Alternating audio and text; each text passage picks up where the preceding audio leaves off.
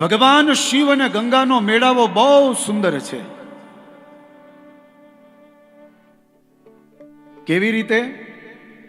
તો કે ગંગાનો જે પ્રવાહ નીકળ્યો છે ભગવાન શિવની જટામાંથી નીકળ્યો છે.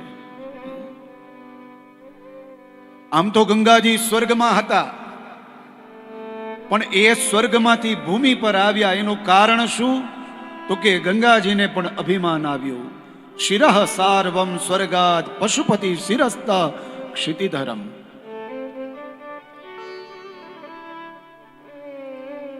અને જ્યારે સમજી લેવું આપણને અભિમાન આવે ને ત્યારે આપણા પતનની તૈયારી થઈ જાય. ઘણાને જ્ઞાનનું અભિમાન હોય, ઘણાને લેખનનું અભિમાન હોય, ઘણાને વાક સિદ્ધિનું અભિમાન હોય, ઘણા રસોઈ બનાવતા હોય તો એને એનું અભિમાન હોય, ઘણાને ડ્રાઇવિંગનું અભિમાન હોય.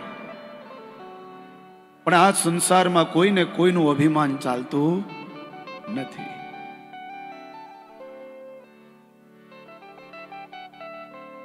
વિશેષ કહું તો અભિમાની વ્યક્તિ આ સંસારમાં દુનિયામાં ચાલતો જ નથી.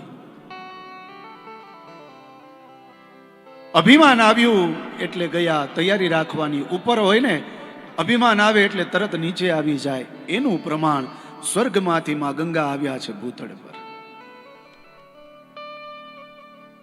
શિવજીની જટામાં આવ્યા છે અને ત્યારથી શિવ અને ગંગા,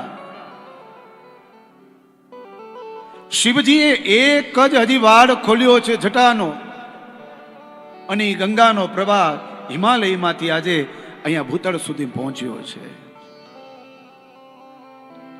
એવી અદ્ભુત ગંગા જેમાં આપણે સ્નાન કરવાનું છે, ડૂબકી લગાવવાની છે.